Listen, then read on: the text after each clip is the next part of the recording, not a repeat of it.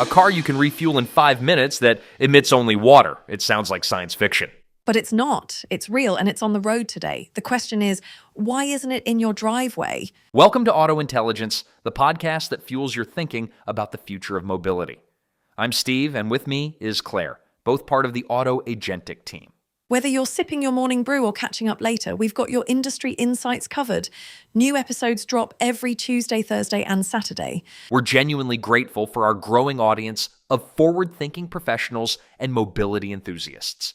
Today, we're diving deep into one of the most fascinating paradoxes in clean transportation. Auto Intelligence is produced by Auto Agentic AI, and today we're tackling hydrogen vehicles, the technology that promises everything but delivers. Well, we'll get to that. Claire, let's start with the dream. Paint me the picture of what hydrogen evangelists see when they close their eyes.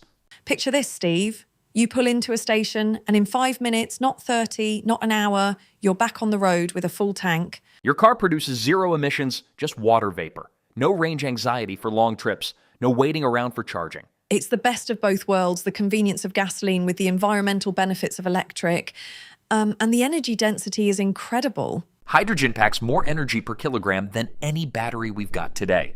For heavy-duty trucking, that's a game changer.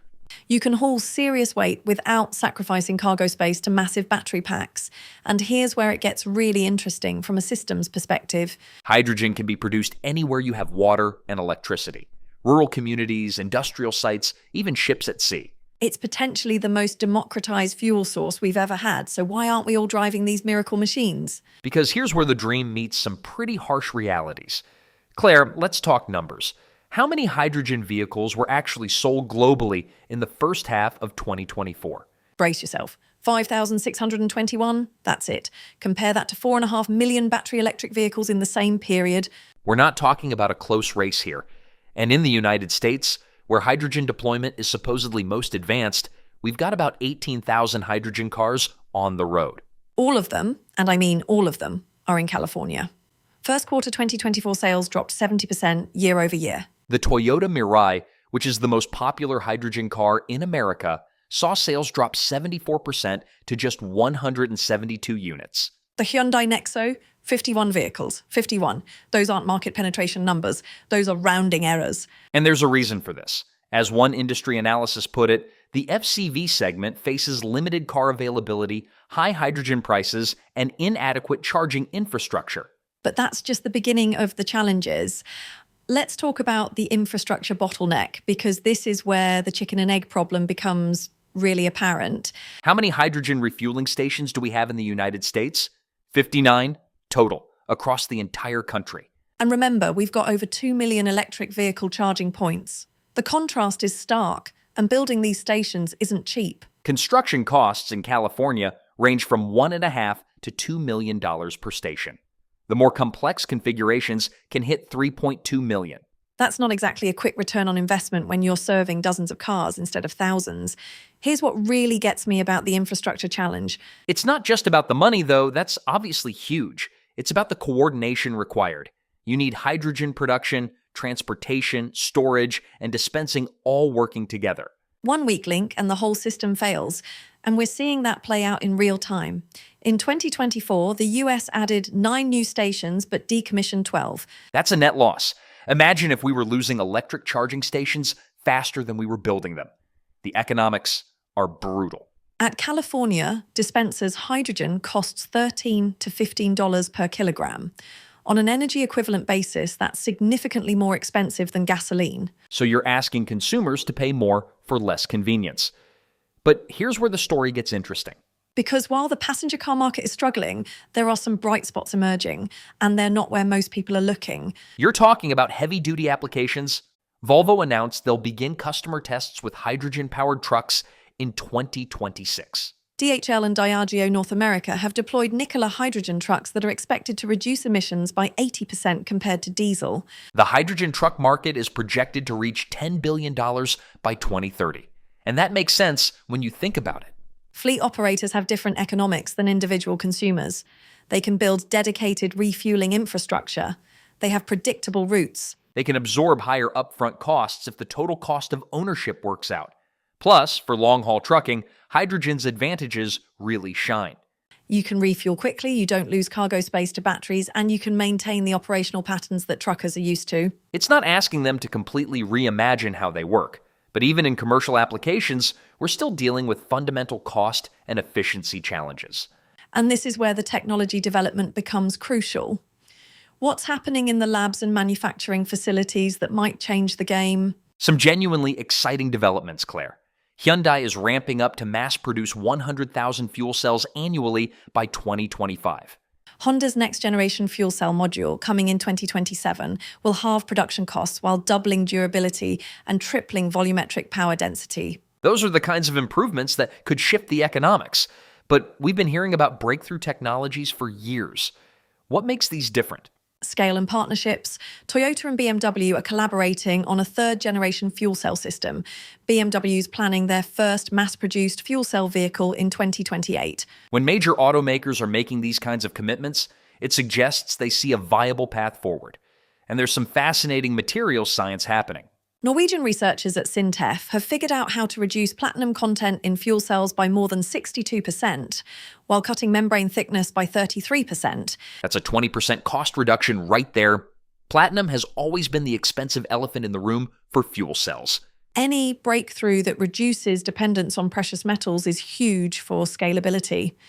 But let's be honest about the efficiency question. Because this is where hydrogen faces its biggest technical challenge.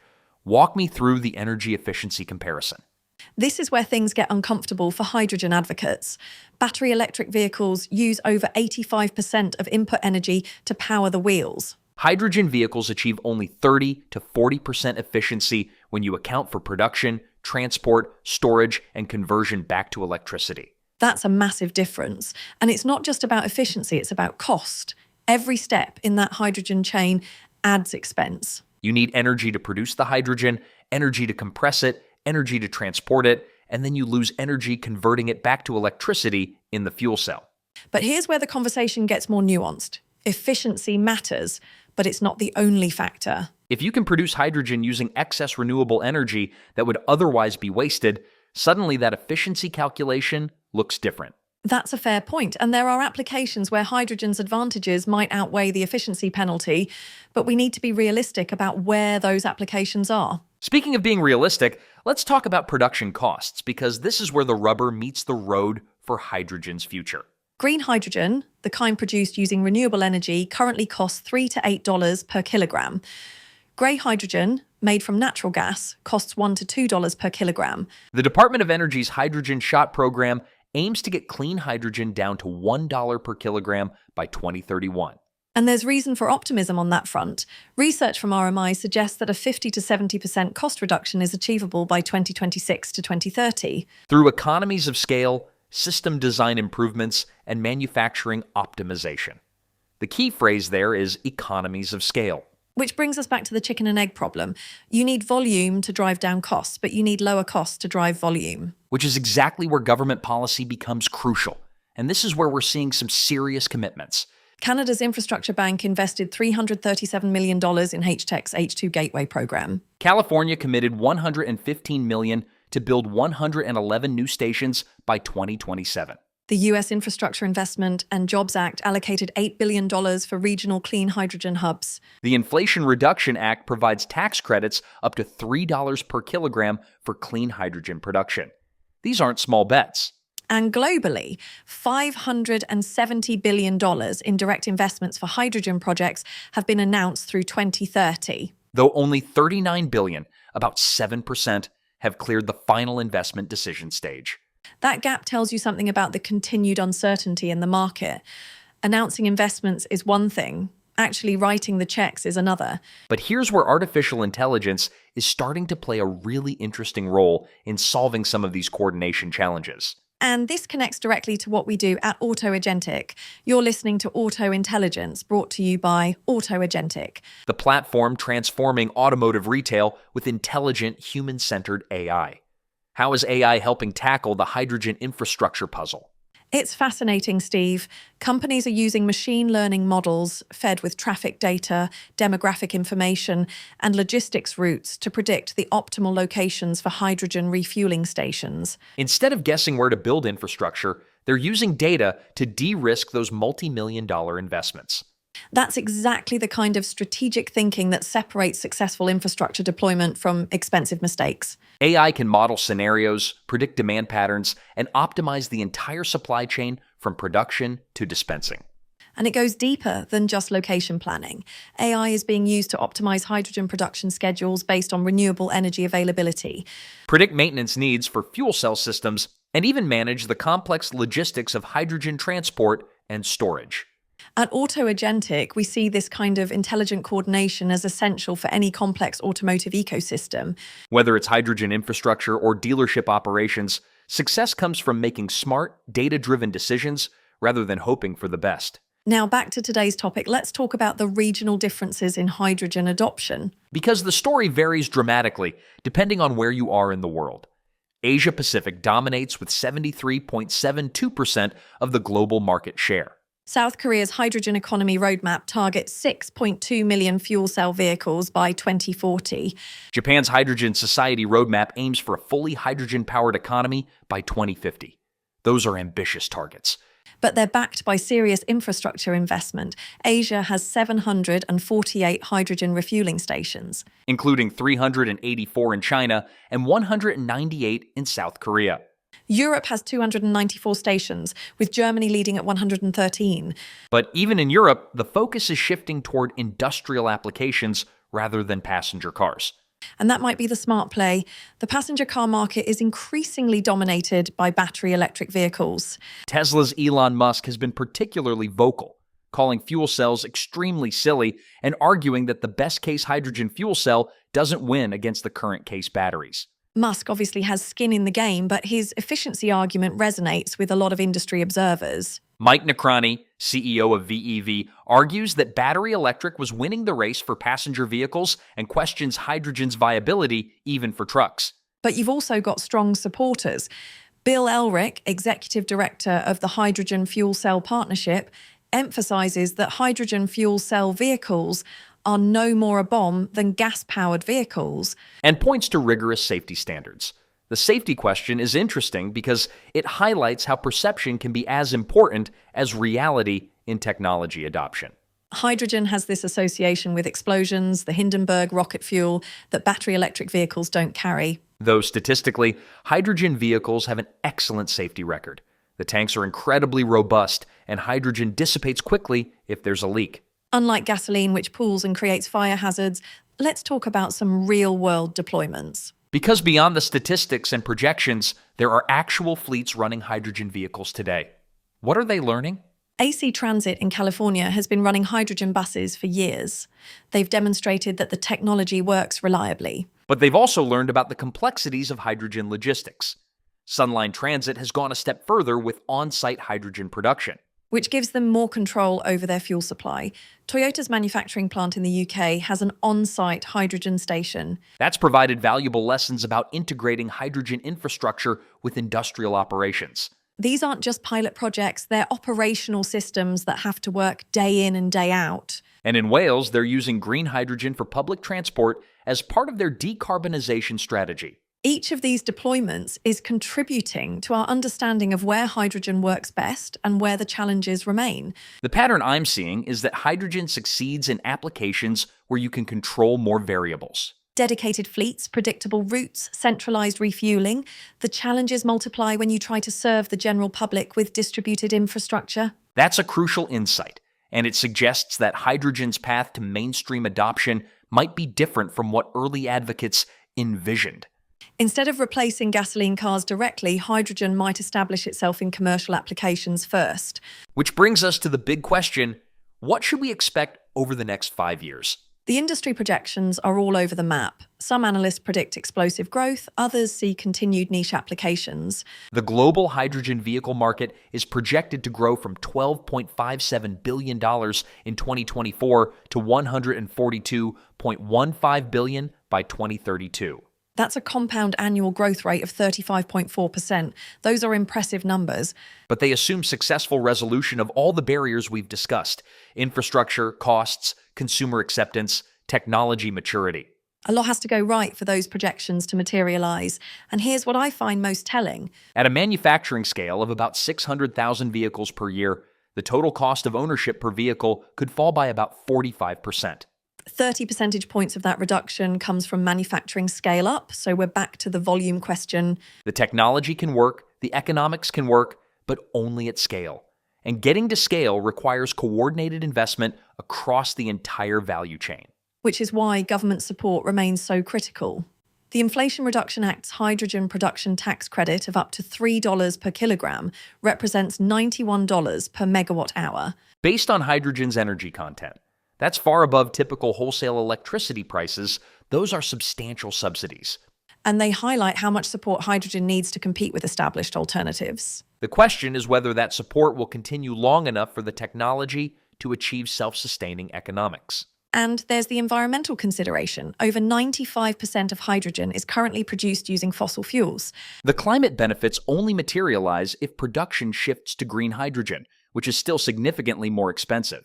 But the trajectory is encouraging. Green hydrogen costs could fall below grey hydrogen by 2030 in major markets, including Brazil, China, India, Spain, and Sweden. That would be a fundamental shift in the economics.